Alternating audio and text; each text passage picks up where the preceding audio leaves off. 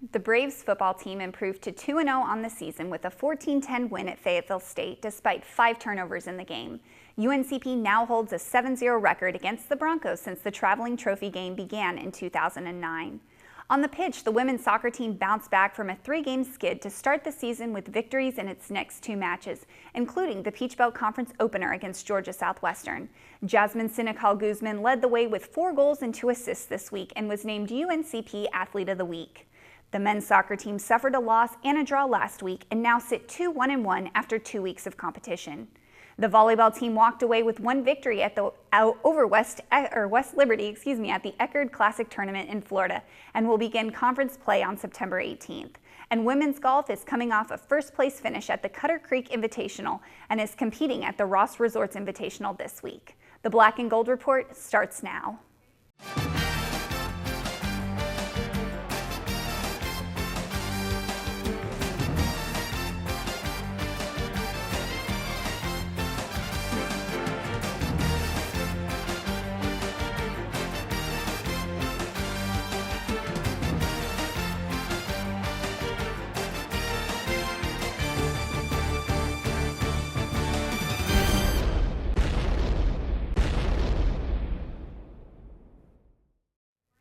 Welcome, ladies and gentlemen, to this week's edition of the Black and Gold Report presented by Pepsi, a show all about UNC Pembroke athletics. I'm Jenna Davison, and today on the show we're going to be catching up with head football coach Shane Richardson, and later in the show we're going to be talking to head volleyball coach Ellen McGill. But first, we're joined by Coach Richardson. Coach, welcome back to the show. Thanks for having me back. Although it was a lot closer than you would have liked it to be, UNCP upped its record to a perfect 2-0 against Fayetteville State for a 7-0 record in the annual Two Rivers Classic.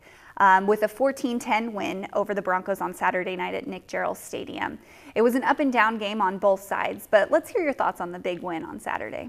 Well, we prepared for a very adverse situation, and we went up there, and we knew that Fayetteville State was going to put a lot of stock in this game.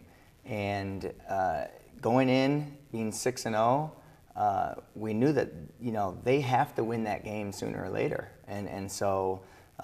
We had read earlier that one of their team goals for the year was to beat UNCP in the Two Rivers Classic, and we knew it was going to be very important to them. It's also very important to us.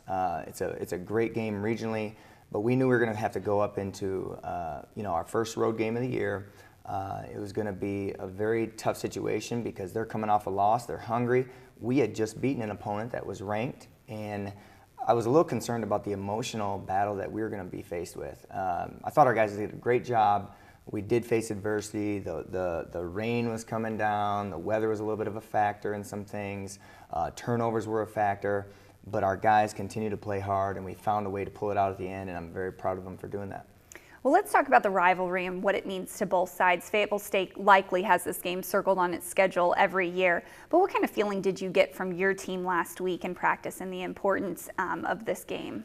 Well, to begin the week, we really tried to go back and revisit some of the games from the past. And 2 years ago, in 2013, we went up there. We had beaten Winston-Salem State on a Thursday night on national TV, went up there, and I think our emotional guard was dropped a little bit. And I wanted to try to do everything we could to protect against that. And we did as a staff. We tried to really implement things during the week to make sure we tried to really stir that hunger. Although you've got 127 guys working against that sometimes, and whether they know it or not, it just is human nature sometimes to get comfortable with feeling like you're 6-0 and they've never beaten you and they just lost last weekend, and so we try to do everything we could to protect that. We had a great week of practice. It was very solid, but there was a concern that we might go into that game just not as emotionally ready and hungry as maybe what we should have been. And I think we saw a little bit of that in the first half, and so that was a little bit of a challenge.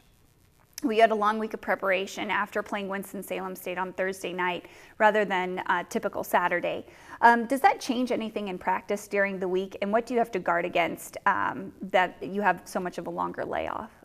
The only thing that really changes things up is the Friday, Saturday, Sunday after you get done with that Thursday game. So we had to come up with a plan to make sure that that was very fitting for what we wanted to accomplish. The first week, we experienced some first game cramps and just getting used to the conditioning level that it takes to be in a game-like situation. So we wanted to make sure that we were conditioned. We wanted to make sure we put that behind us, but then also you want to make sure you have plenty of time to rest and recover and be fresh. And so when it comes to being ready each week, you want to make sure that the guys feel ready to go. And so we try to get our recovery, as best as we can throughout the week with staying in still really good game shape. And I thought we did a good job of that, and those extra days really helped prepare us to do that. But then once it got to Monday of game week, we were in a normal routine. Well, what did you see on film that concerned you about the Broncos, and what was your game plan heading into this one? I think Fayetteville State, they were very structured and simple in what they did, and so they do have some playmakers and some good athletes that could potentially pose some problems for us. Offensively, thought they had a quarterback that was very accurate, and he could deliver the ball in the short, quick passing game. Thought defensively they could disrupt some things of giving some different looks, and so we wanted to make sure that we were doing what we wanted to do and the best we could do against those looks. And I think it worked out in that way. I think they probably showed a few different things once we got into the game on Saturday, and so we had to just kind of adjust to those things. But in the end, I think our guys adjusted to them very well, and we came out on top.